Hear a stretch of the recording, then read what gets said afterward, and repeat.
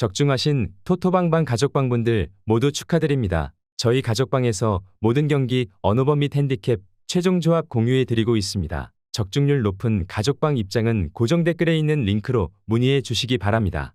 10월 20일 해외 축구 7경기 분석 시작하겠습니다. 첫 번째로 울버햄튼 대 맨체스터 시티 경기 알아보겠습니다. 먼저 울버햄튼은 이번 시즌 개막 이후 무승으로 최하위에 머물러 있다. 빌라와 리버풀 상대로도 골을 넣었고 브렌트포드 원정에서는 3골을 터뜨렸지만 원하는 성적과는 거리가 있다. 거기에 한국 대표팀에 차출됐던 황희찬이 부상을 당했기에 벤치 공격 옵션도 줄었다. 게데스와 사라비아 등이 선발 출전할 라르센을 지원해 공격 상황을 이끌어야 한다. 이어서 맨체스터 시티는 리버풀에 이어 2위를 달리고 있다. 무패를 기록 중이긴 하지만 뉴캐슬 원정에서 무승부를 기록하며 승점 1점 차로 역전당했다. 그래도 벤치에서 나올 보조 공격수가 없고 데브라이너가 부상을 당한 걸 감안하면 실망할 초반은 아니다. 홀란드와 실바, 포든과 도쿠 등 대표팀 일정을 소화한 선수들도 건강하게 돌아왔다. 맨시티는 스파르타 프라하 상대로 챔스 일정이 있긴 하지만 홈경기고 시간이 있기에 굳이 로테이션을 가동할 이유가 없다. 실바와 그릴리시 도쿠의 이선 지원 속에 홀란드가 허술한 상대 수비를 몰아칠 맨시티가 승리할 것이다. 맨체스터 시티 승리를 추천합니다. 두 번째로 홀슈타인 킬 대 우니온 베를린 경기 알아보겠습니다. 먼저 홀슈타인은 지난 시즌 리그 최고의 팀이었다. 그러나 승격 이후 나선 일부 리그에서는 기대만큼 성과를 내지 못하고 있다.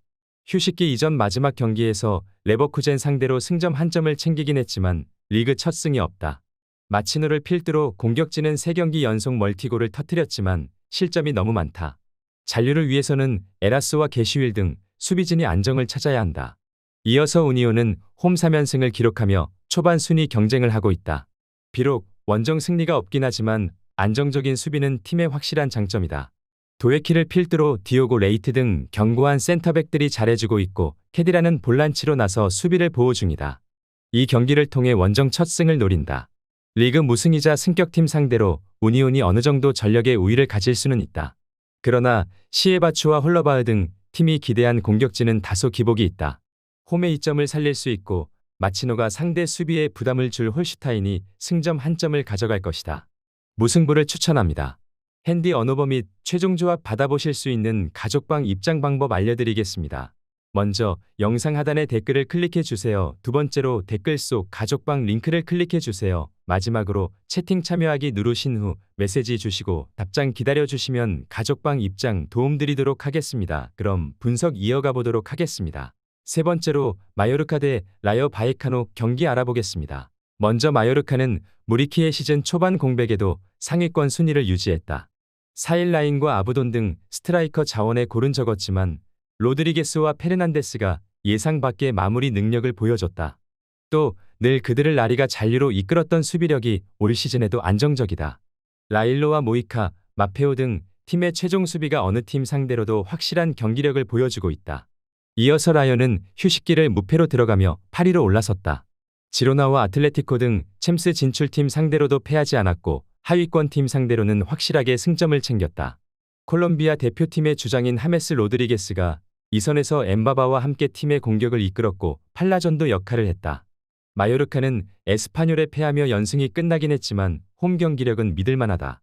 코스타와 모를라네스 등 중원에서 중심을 잡아줄 선수들도 있다. 단 라요도 쉽게 물러서진 않을 것으로 보인다. 르젠의 리드 아래 경기 내내 상대의 공세를 막아낼 원정팀이 승점 1점을 챙길 수 있다. 무승부를 추천합니다. 네 번째로 아틀레티코 마드리드 대 레가네스 경기 알아보겠습니다. 먼저 아틀레티코는 리그 3위지만 바르샤와 레알 등 선두권 팀들의 승점차가 제법 뒤져 있다. 레알과 더불어 리그 무패를 기록 중이지만 무승부가 너무 많았다. 새로 가세한 갤러거와 르노르망 등이 중앙 수비를 책임지며 상대의 공세를 잘 막아냈지만 기대한 알바레즈가 3골에 그쳤다. 그래도 노르웨이 팀에서 2경기 모두 골을 기록하고 돌아온 세를로스를 비롯해 그리즈만과 리켈메 등 해결할 선수는 충분하다. 이어서 레가네스는 5시즌 만에 돌아온 라리가에서 고전 중이다. 빠르게 첫 승을 기록하긴 했지만 최근 5경기에서는 승리가 없다. 세르히오 곤잘레스와 사이엔스, 에르난데스 등 최종 수비가 3경기에서 단 2실점만 할 정도로 안정감을 보여줬지만 문제는 역시 개선되지 않는 공격진이다. 알러와 후안 크루즈 등 이름값이 높은 선수들이 있지만 기대 이하의 모습이다. 레가네스는 지난 시즌 세군다를 제패하고 기세 좋게 라리가로 올라왔다. 여러 선수를 영입하며 전력을 살찌우기도 했다. 그러나 아직은 팀으로서의 모습이 아쉽다. 홈의 이점은 차치하더라도 전력의 우위가 확실한 아틀레티코가 경기를 주도할 수 있다. 알바레스와 드폴 등 남미 대륙을 다녀온 선수들이 건강하게 풀타임을 소화할 수 있고 푹 쉰 그리즈만이 공격을 이끌 홈팀이 승리할 것이다. 아틀레티코 마드리드 승리를 추천합니다. 핸디 언어버 및 최종 조합 받아보실 수 있는 가족방 입장 방법 알려드리겠습니다. 먼저 영상 하단의 댓글을 클릭해 주세요. 두 번째로 댓글 속 가족방 링크를 클릭해 주세요. 마지막으로 채팅 참여하기 누르신 후 메시지 주시고 답장 기다려 주시면 가족방 입장 도움드리도록 하겠습니다. 그럼 분석 이어가 보도록 하겠습니다. 다섯 번째로 르하브르 대 올림피크 리옹 경기 알아보겠습니다. 먼저 르하브르는 승격 시즌이었던 지난 시즌 잔류에 성공했고 이제 안정적인 중위권 팀으로의 도약을 노린다. 단 시즌 출발은 다소 아쉽다. 오세르전 승리 이후 4연패를 당하며 하위권으로 추락했다. 모나코와 브레스트 등 강팀 상대로 승점을 추가하지 못했고 이 경기를 통해 연패를 끊어야 한다. 타르갈리니 공격 상황에서 더 안정감 있게 팀을 이끌어야 강등권 탈출이 가능하다. 이어서 리옹은 휴식기 전 연승에 성공했다. 홈에서 마르세유에 패하며 다소 주춤할 수 있었는데 툴루즈와 낭트를 연파했다. 또 다시 돌아온 유로파에서 초반 연승에 성공하며 선두권에 위치해 있다. 라카제트와 벨라마, 세르키스 리톱이 최전방에서 좋은 시너지를 내고 있고 미카오 타제와 누아마 등 교체로 들어와 흐름을 이어갈 선수들도 벤치에 즐비하다.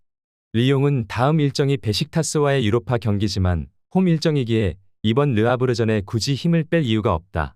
베레타우트와 톨리소가 중원에 나와 경기의 주도권을 잡으며 분위기를 가져올 것이고 벨라마가 측면 돌파로 상대의 수비를 몰아칠 리옹이 승리할 것이다. 올림피크 리옹 승리를 추천합니다.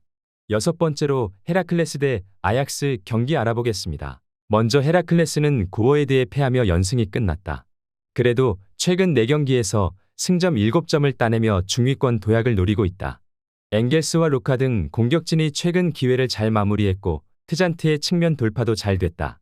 단 수비 라인은 상대에 따른 기복이 컸다. 미라니가 리더 역할을 할 수 있지만 전체적으로 잔실수가 있었고 중원의 수비 보호도 아쉬웠다. 이어서 아약스는 지난 시즌과 확실히 달라진 모습을 보여주고 있다. 좋은 베테랑 선수들을 모두 내보내고 어린 선수 위주로 팀 컬러를 바꾼 지난 시즌 초반 극도로 부진했는데 후반기에 반등했고 이번 시즌은 우승권 전력을 자랑 중이다. 타 팀들에 비해 두 경기를 덜 소화했음에도 오이고 같은 경기수가 되면 2위권으로 올라설 수도 있다. 베르바인의 이탈에도 트라우레와 미카 고즈 등이 그 공백을 완벽히 메웠다. 헤라클레스의 홈이지만 아약스가 경기 내내 상대를 압도할 수 있다. 다음 일정이 아제르바이잔 원정이지만 시간이 충분히 있는 아약스기에 클라센과 핸더슨이 중원에 나설 수 있고 브로비와 베우호스트, 아크폼이 상대의 수비를 몰아치며 승점 3점을 챙길 것이다. 아약스 승리를 추천합니다. 핸디 언어버 및 최종 조합 받아보실 수 있는 가족방 입장 방법 알려드리겠습니다.